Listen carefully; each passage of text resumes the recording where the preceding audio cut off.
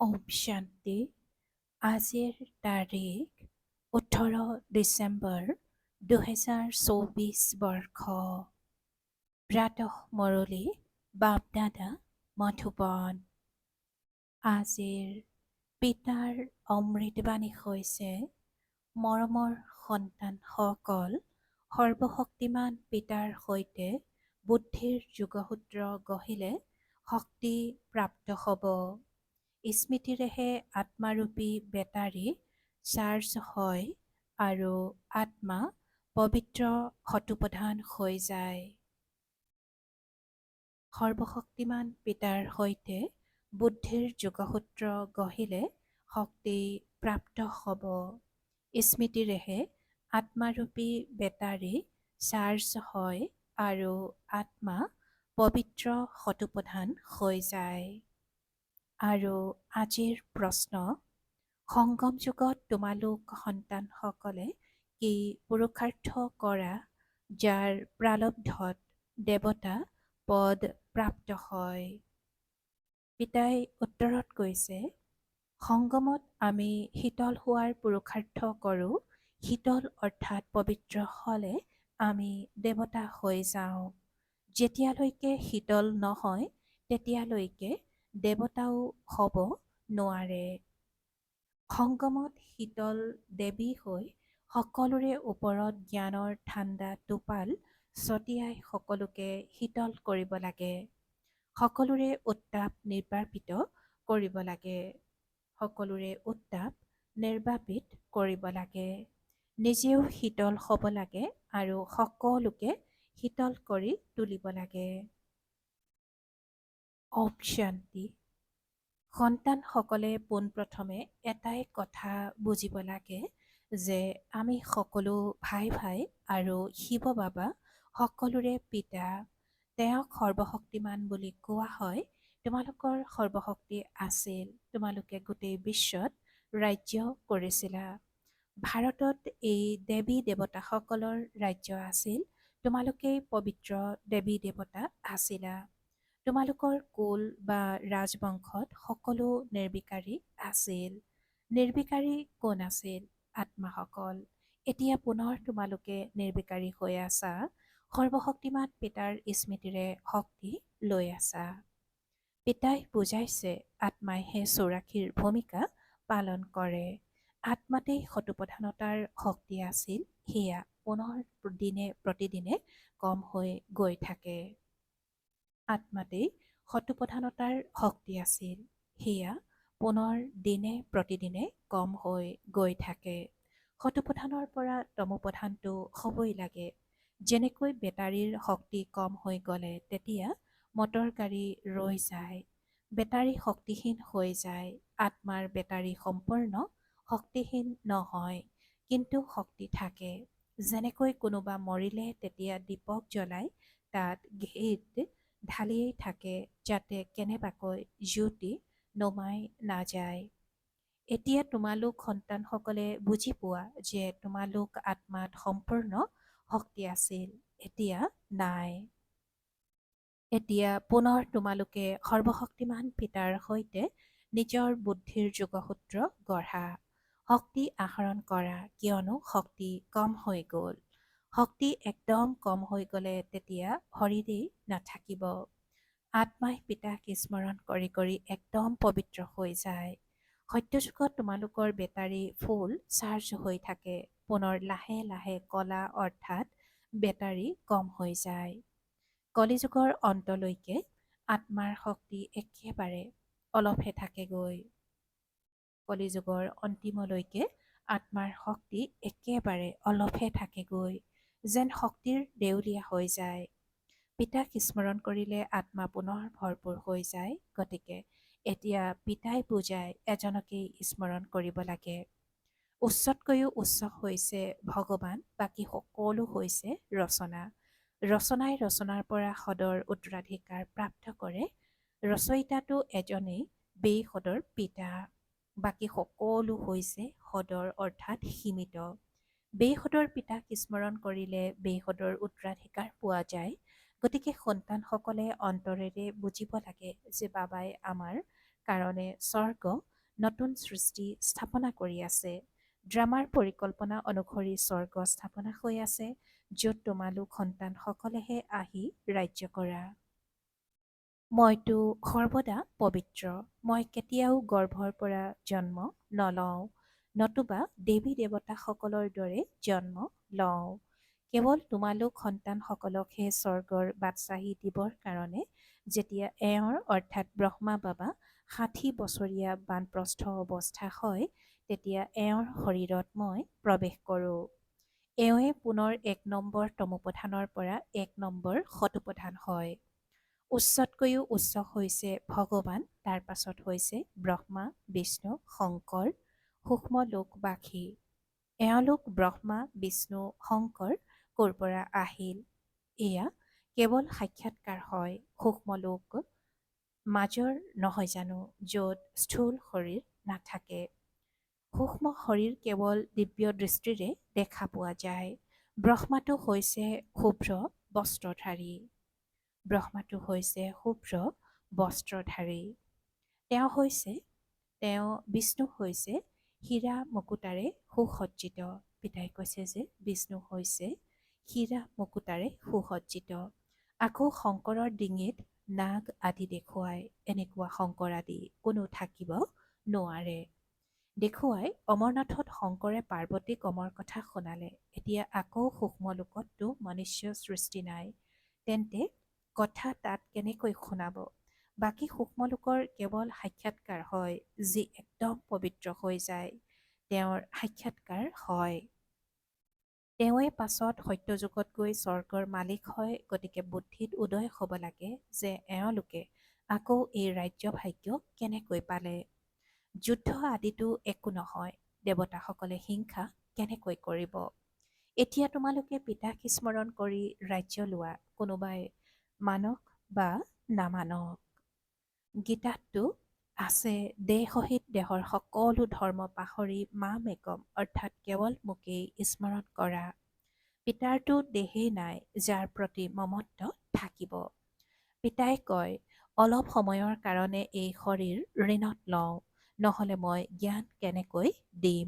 মই এই বৃক্ষৰ চৈতন্য বীজৰূপ হওঁ। এই বৃক্ষৰ জ্ঞান মোহৰহে আছে। এই সৃষ্টিৰ আয়ুস কিমান, কেনেকৈ উৎপত্তি পালন বিনাশ হয়, মনুষ্যই একো গম নাপায়। তেওঁলোকে সদৰ পঢ়া পঢ়ে, পিতাইতো বেসদৰ পঢ়া পঢ়াই সন্তানসকলক বিশ্বৰ মালিক কৰি তোলে। ভগৱান বুলি কেতিয়াও দেহধাৰী মনুষ্যক কোৱা নহয়। এওঁলোকৰো ব্ৰহ্মা, বিষ্ণু, শংকৰৰো নিজৰ সূক্ষ্ম দেহ আছে, সেয়েহে এওঁলোককো ভগৱান বুলি কোৱা নহয়। এই শৰীৰটো দাদাৰ অৰ্থাৎ আত্মাৰ আসন। এই শৰীৰটো দাদাৰ আত্মাৰ আসন, অকাল আসন নহয় জানো। এতিয়া এয়া অকাল মূৰ্ত পিতাৰ আসন। ডাঙৰ ডাঙৰ যিসকল আছিল তাত অকাল আসনত গৈ বহে। এতিয়া পিতাই বুজায়, এই সকলোবোৰ আত্মাসকলৰ অকাল আসন। আত্মাতেই ভাল বা বেয়া সংস্কাৰ থাকে, সেইবাবে কয় এয়া কৰ্মৰ ফল। আত্মাতেই ভাল বা বেয়া সংস্কাৰ থাকে, সেইবাবে কয় এয়া কৰ্মৰ ফল। সকলো আত্মাৰ পিতা এজনেই। বাবাই কোনো শাস্ত্ৰ আদি পঢ়ি নুবুজায়, এই কথাবোৰো শাস্ত্ৰ আদিত নাই। সেইবাবে লোকে ভেঙুচালি কৰে, কয় এওঁলোকে শাস্ত্ৰক নামানে। সাধু সন্ত আদিয়ে গংগাত গৈ স্নান কৰে, কিন্তু পাৱন হৈ গ'ল জানো। উভতিতো কোনো যাব নোৱাৰে, সকলো অন্তিমত যাব, যেনেকৈ মকৰা বা মাখি জাক বান্ধি যায়। মাখিৰ ভিতৰতো ৰাণী থাকে, ৰাণীৰ পিছে পিছে সকলো যায়। পিতাও যেতিয়া যাব, তেওঁৰ পিছে পিছে আত্মা সকলো যাব। মূল ধামতো যেন সকলো আত্মাই জাক বান্ধি থাকে, ইয়াত আকৌ হৈছে মনুষ্যৰ জাক। গতিকে এই জাকো এদিন দৌৰিব লাগিব। পিতা আহি সকলো আত্মাকেই লৈ যায়। শিৱৰ বৰযাত্ৰী বুলি গায়ন আছে, পুত্ৰ বুলি কোৱা বা কন্যা বুলি কোৱা। পিতা আহি সন্তানসকলক স্মৃতিৰ যাত্ৰা শিকায়। পবিত্ৰ নোহোৱাকৈ আত্মা ঘৰলৈ উভতি যাব নোৱাৰে। যেতিয়া পবিত্ৰ হৈ যাব, তেতিয়া প্ৰথমে শান্তিধামলৈ যাব।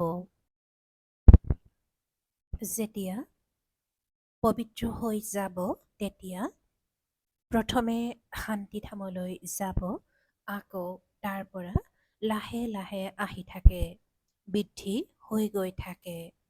ৰাজধানী স্থাপনা হ'ব লাগে নহয়, সকলো একেলগে নাহে। বৃক্ষ লাহে লাহে বৃদ্ধি হয়। পোনপ্ৰথমে হৈছে আদি সনাতন দেৱী দেৱতা ধৰ্ম, যিটো পিতাই প্ৰতিষ্ঠা কৰে। ব্ৰাহ্মণো পোনপ্ৰথমে তেওঁলোকেই হয়, যিসকল দেৱতা হ'ব। প্ৰজাপিতা ব্ৰহ্মাটো আছে নহয়, প্ৰজাৰ ভিতৰতো ভাই ভনী হৈ যায়। ব্ৰহ্মা কুমাৰ কুমাৰীটো ইয়াত বহুত হয়, নিশ্চয় বুদ্ধিৰ হয়, সেইবাবেতো ইমান নম্বৰ লয়। তোমালোকৰ মাজতো যিসকল পৰিপক্ক তেওঁলোক তাত সোনকালে আহে, অপৰিপক্কসকল শেষৰ ফালে আহিব। পিতাই কৈছে যে অপৰিপক্কসকল শেষৰ ফালে আহিব। মূল ধামত সকলো আত্মা থাকে, আকৌ তললৈ আহিলে তেতিয়া বৃদ্ধি হৈ গৈ থাকে। পিতাই কৈছে যে মূল ধামত সকলো আত্মা থাকে, আকৌ তললৈ আহিলে তেতিয়া বৃদ্ধি হৈ গৈ থাকে। শৰীৰ অবিহনে আত্মাই কেনেকৈ ভূমিকা পালন কৰিব? শৰীৰ অবিহনে আত্মাই কেনেকৈ ভূমিকা পালন কৰিব? এয়া হৈছে ভূমিকা পালন কৰোঁতাসকলৰ সৃষ্টি, যি চাৰিওটি যুগত ঘূৰি থাকে। সত্যযুগত আমিয়েই দেৱতা আছিলোঁ, পুনৰ ক্ষত্ৰিয় বৈশ্য শূদ্ৰ হওঁ। এতিয়া এয়া হৈছে পুৰুষোত্তম সংগম যুগ। এইটো যুগ এতিয়াহে হয়, যেতিয়া পিতা আহে। এই বেসদৰ জ্ঞান এতিয়া বেসদৰ পিতাইহে দিয়ে। শিৱ বাবাৰ নিজৰ শৰীৰৰ কোনো নাম নাই। এই শৰীৰটো এওঁৰ অৰ্থাৎ দাদাৰ হয়। বাবাই অলপ সময়ৰ কাৰণে এইটো ঋণত লৈছে। পিতাই কয়, মই তোমালোকৰ লগত কথা পাতিবৰ কাৰণে। মুখটো লাগে নহয়, মুখ নহ'লে পিতাই সন্তানসকলৰ লগত কথাও পাতিব নোৱাৰে। আকৌ বেসদৰ জ্ঞানো এই মুখৰ দ্বাৰা শুনাও। সেয়েহে এওঁক গোমুখ বুলিও কয়। পাহাৰৰ পৰা পানীটো য'ৰ পৰাই ওলাব পাৰে। ইয়াত আকৌ গোমুখ সাজি দিলে তাৰ পৰা পানী আহে। তেওঁলোকে আকৌ ইয়াকেই গংগাজল বুলি ভাবি পান কৰে। সেই পানীক কিমান মহত্ব দিয়ে। এইখন সৃষ্টিত সকলোবোৰেই মিছা। সত্যটো এজন পিতাইহে শুনায়। আকৌ সেই মিছলীয়া মনুষ্যই এই পিতাৰ জ্ঞানক মিছা বুলি ভাবি লয়। ভাৰতত যেতিয়া সত্যযুগ আছিল, তেতিয়া ইয়াক সত্যখণ্ড বুলি কোৱা হৈছিল। পুনৰ ভাৰতেই পুৰণি হৈ যায়, গতিকে প্ৰতিটো কথা, প্ৰতিটো বস্তুৱেই মিছা। কিমান পাৰ্থক্য হৈ যায়। পিতাই কয়, তোমালোকে মোৰ কিমান গ্লানি কৰা, সৰ্বব্যাপী বুলি কৈ অপমান কৰিছা। সৰ্বব্যাপী বুলি কৈ অপমান কৰিছা।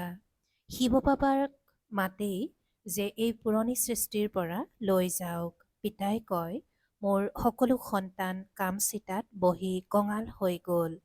পিতাই সন্তানসকলক কয়, তোমালোকতো স্বৰ্গৰ মালিক আছিলা নহয়, স্মৃতি জাগেনে? সন্তানসকলকহে বুজায়, জগতৰ সকলকতো নুবুজায়। সন্তানসকলেহে পিতাক বুজি পায়। পিতাই কৈছে যে স্মৃতি জাগেনে? সন্তানসকলকহে বুজায়, জগতৰ লোকসকলক। জগতৰ সকলো লোককতো নুবুজাব। সন্তানেহে পিতাক বুজি পায়। পিতাই কৈছে যে সন্তানেহে পিতাক বুজি পায়। জগতৰ লোকে এই কথাবোৰৰ বিষয়ে কি জানিব? সকলোতকৈ ডাঙৰ কাঁইট হৈছে কাম বিকাৰৰ, নামেই হৈছে পতিত সৃষ্টি। সত্যযুগ হৈছে 100% পবিত্ৰ সৃষ্টি। মনুষ্যই সেই পবিত্ৰ দেৱতাসকলৰ আগত গৈ নমন কৰে। যদিও বহুত ভক্ত আছে যিসকল নিৰামিষাহাৰী, কিন্তু এনেকুৱাও নহয় যে বিকাৰগ্ৰস্ত নহয়। এনেকৈতো বহুত বাল ব্ৰহ্মচাৰীও থাকে। সৰু কালৰ পৰাই কেতিয়াও চি খাদ্য আদি নাখায়। সন্ন্যাসীসকলেও কয়, নিৰ্বিকাৰী খোৱা। ঘৰ সংসাৰৰ সন্ন্যাস কৰে, আকৌ পবিত্ৰ ঘৰ সংসাৰৰ সন্ন্যাস কৰে আৰু পৰৱৰ্তী জন্মতো কোনো গৃহস্থীৰ ওচৰত জন্ম লৈ পুনৰ ঘৰ সংসাৰ এৰি জংঘললৈ গুচি যায়।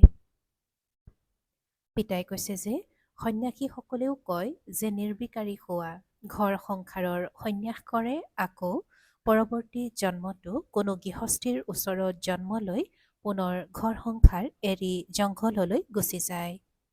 কিন্তু পতিতৰ পৰা পাৱন হ'ব পাৰে জানো? নোৱাৰে। পতিত পাৱন পিতাৰ শ্ৰীমত অবিহনে কোনো পতিতৰ পৰা পাৱন হ'ব নোৱাৰে। ভক্তি হৈছে অৱনমিত হোৱাৰ কলাৰ মাৰ্গ। ভক্তি হৈছে অৱনমিত হোৱাৰ কলাৰ মাৰ্গ। গতিকে পুনৰ পাৱন কেনেকৈ হ'ব? যদি পাৱন হয় তেন্তে ঘৰলৈ যাব, স্বৰ্গলৈ আহি যাব। সত্যযুগৰ দেৱী দেৱতাসকলে কেতিয়াবা ঘৰ সংসাৰ ত্যাগ কৰে জানো? তেওঁলোকৰ হৈছে সদৰ সন্ন্যাস। তোমালোকৰ হৈছে বেসদৰ সন্ন্যাস।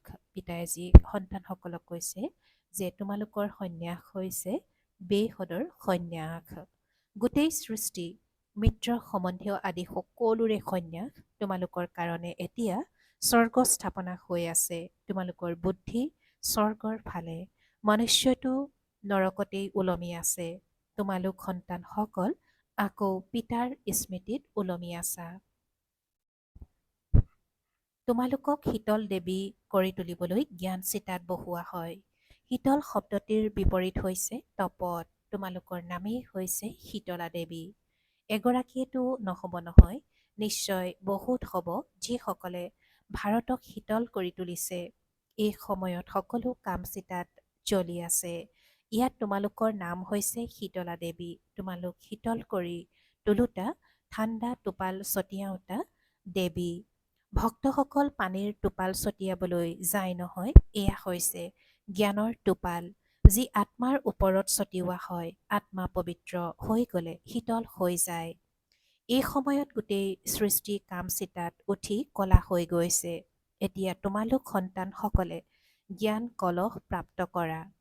কলহৰ দ্বাৰা তোমালোক নিজেও শীতল হোৱা আৰু অন্যকো শীতল কৰি তোলা। এওঁ অৰ্থাৎ ব্ৰহ্মা শীতল হৈ গৈছে। দুয়ো একেলগে আছে। ঘৰ সংসাৰ ত্যাগ কৰাটো কথাই নাই। কিন্তু আদিতে গোশাল বনাবলগীয়া হৈছিল, গতিকে নিশ্চয় কিছুমানে ঘৰ সংসাৰ ত্যাগ কৰিছিল। কিহৰ কাৰণে? জ্ঞান চিতাত বহি শীতল হ'বৰ কাৰণে। যেতিয়া তোমালোক ইয়াত শীতল হ'বা, তেতিয়াহে তোমালোক দেৱতা হ'ব পাৰিবা। এতিয়া তোমালোক সন্তানসকলৰ বুদ্ধিযোগ পুৰণি ঘৰৰ ফালে যাব নালাগে। পিতাৰ লগত যাতে বুদ্ধি ওলমি থাকে, কিয়নো তোমালোক সকলো পিতাৰ ওচৰত ঘৰলৈ যাব লাগে। পিতাই কয়, মৰমৰ সন্তানসকল, মই পাণ্ডা হৈ আহিছোঁ তোমালোকক লৈ যাবলৈ। এয়া হৈছে শিৱ শক্তি পাণ্ডৱ সেনা। তোমালোক হৈছা শিৱৰ পৰা শক্তি লওঁতা, তেওঁ হৈছে সৰ্বশক্তিমান। মনুষ্যইটো ভাবে পৰমাত্মাই মৃতককো জীৱিত কৰি তুলিব পাৰে, কিন্তু পিতাই কয়, প্ৰিয় সন্তানসকল, এই ড্ৰামাত প্ৰত্যেকেই অনাদি ভূমিকা প্ৰাপ্ত কৰিছে। ময়ো ৰচয়িতা, নিৰ্দেশক, প্ৰধান ভাৱৰীয়া। ড্ৰামাৰ ভূমিকাক মই একোৱেই সলনি কৰিব নোৱাৰোঁ। মনুষ্যই ভাবে গছ পাতো পৰমাত্মাৰ আদেশত লৰে, কিন্তু পৰমাত্মাইতো নাজানে। পিতাই আজি কৈছে যে মনুষ্যই ভাবে গছ পাতটো পৰমাত্মাৰ আদেশত লৰে, কিন্তু পৰমাত্মাইতো নিজেই কয় ময়ো ড্ৰামাৰ অধীন। পৰমাত্মাইতো নিজেই কয় ময়ো ড্ৰামাৰ অধীন। ইয়াৰ বন্ধনত মই বান্ধ খাই আছো। পিতাই আজি কৈছে যে মনুষ্যই ভাবে গছ পাতো পৰমাত্মাৰ আদেশত লৰে, কিন্তু পৰমাত্মাটো নিজেই কয় ময়ো ড্ৰামাৰ অধীন। ইয়াৰ বন্ধনত মই বান্ধ খাই আছো। এনেকুৱা নহয় যে মোৰ আদেশত গছপাত লৰচৰ কৰিব। সৰ্বব্যাপীৰ জ্ঞানে ভাৰতবাসীক একেবাৰে কঙাল কৰি দিয়ে। পিতাৰ জ্ঞানেৰে ভাৰত পুনৰ শিৰৰ মুকুট হৈ যায়। পিতাৰ জ্ঞানেৰে ভাৰত পুনৰ শিৰৰ মুকুট হৈ যায়। ভাল বাৰু। অতি মৰমৰ কল্পৰ পাছত পুনৰাই মিলিত হোৱা সন্তানসকলৰ প্ৰতি মাতা পিতা বাপ দাদাৰ স্নেহপূৰ্ণ স্মৰণ আৰু সুপ্ৰভাত। আত্মিক পিতাৰ আত্মিক সন্তানসকলক নমস্কাৰ। আৰু আত্মিক সন্তানসকলৰ আত্মিক মাত পিতা আৰু বাপ দাদাৰ প্ৰতি স্নেহপূৰ্ণ স্মৰণ আৰু সুপ্ৰভাত আৰু নমস্কাৰ নমস্কাৰ নমস্কাৰ। আৰু আজিৰ ধাৰণাৰ বাবে মুখ্য সাৰ। প্ৰথমতে, সূৰ্যবংশত পোনপ্ৰথমে আহিবলৈ নিশ্চয় বুদ্ধিৰ হৈ সম্পূৰ্ণ নম্বৰ ল'ব লাগে। সূৰ্যবংশত পোনপ্ৰথমে আহিবলৈ নিশ্চয় বুদ্ধিৰ হৈ সম্পূৰ্ণ নম্বৰ ল'ব লাগে। পৰিপক্ক ব্ৰাহ্মণ হ'ব লাগে। বেহদৰ জ্ঞান স্মৃতিত ৰাখিব লাগে। আৰু দ্বিতীয়তে, জ্ঞান চিতাত বহি শীতল অৰ্থাৎ পবিত্ৰ হ'ব লাগে। জ্ঞান আৰু যোগেৰে কামৰ জুই নিৰ্বাপিত কৰিব লাগে। বুদ্ধিযোগ সদায় এজন পিতাৰ ফালে ওলমি থাকিব লাগে। আৰু আজিৰ বৰদান। ব্ৰাহ্মণ জীৱনত শ্ৰেষ্ঠ স্থিতিৰূপী পদক প্ৰাপ্ত কৰোঁতা বেগমপুৰৰ বাদশ্বাহ হোৱা। ব্ৰাহ্মণ জীৱনত শ্ৰেষ্ঠ স্থিতিৰূপী পদক প্ৰাপ্ত কৰোঁতা বেগমপুৰৰ বাদশ্বাহ হোৱা। আৰু আজিৰ বৰদানৰ ব্যাখ্যা। তোমালোক সকলোৱে নিজৰ স্বস্থিতি উত্তমতকৈও উত্তম কৰি তুলিবলৈ ব্ৰাহ্মণ হৈছা। ব্ৰাহ্মণ জীৱনত শ্ৰেষ্ঠ স্থিতিয়েই তোমালোকৰ সম্পত্তি। ব্ৰাহ্মণ জীৱনত শ্ৰেষ্ঠ স্থিতিয়েই তোমালোকৰ সম্পত্তি। এয়াই ব্ৰাহ্মণ জীৱনৰ পদক। যিয়ে এই পদক প্ৰাপ্ত কৰি লয় তেওঁ সদায় অবিচলিত একৰস স্থিতিত থাকে। সদায় নিশ্চিন্ত বেগমপুৰৰ বাদশ্বাহ হৈ যায়। তেওঁলোক সকলো ইচ্ছাৰ পৰা মুক্ত, ইচ্ছা মাত্ৰম অবিদ্যা স্বৰূপ হৈ যায়। আৰু আজিৰ শ্লোগান। অটুট নিশ্চয় আৰু নিচাৰে কোৱা মোৰ বাবা তেন্তে মায়া সমীপত আহিব নোৱাৰে। অটুট নিশ্চয় আৰু নিচাৰে কোৱা মোৰ বাবা তেন্তে মায়া সমীপত আহিব নোৱাৰে। ওম শান্তি। আৰু আজিৰ অব্যক্ত সংকেত। সদায় সন্তুষ্ট হৈ থাকি সকলোকে সন্তুষ্ট কৰি সন্তুষ্টমণি হ'বলৈ আজিৰ অব্যক্ত সংকেত। কোনোবাই তোমালোকৰ সন্তুষ্টতা তল ওপৰ কৰিবলৈ যিমানেই চেষ্টা নকৰক কিন্তু তোমালোক তল ওপৰ নহ'বা, সদায় সন্তুষ্ট হৈ থাকিবা। মুখমণ্ডল যাতে সদায় সুৰক্ষিত হৈ থাকে, তল ওপৰ কৰা যেনেকুৱাই পৰিস্থিতি নাহক এনেকুৱা অনুভৱ হওক যেন পুতলাৰ প্ৰদৰ্শনী চাই আছা। মায়াৰ বা প্ৰকৃতিৰ এয়াও এক প্ৰদৰ্শনী। সেয়া সাক্ষী স্থিতিত সদায় সন্তুষ্টতাৰ স্বৰূপত নিজৰ সম্ভ্ৰমত থাকি প্ৰত্যক্ষ কৰা। সন্তুষ্টমণি হওঁ, সন্তোষী আত্মা হওঁ, এয়া হৈছে সংগমৰ শ্ৰেষ্ঠ সংগম। ওম শান্তি।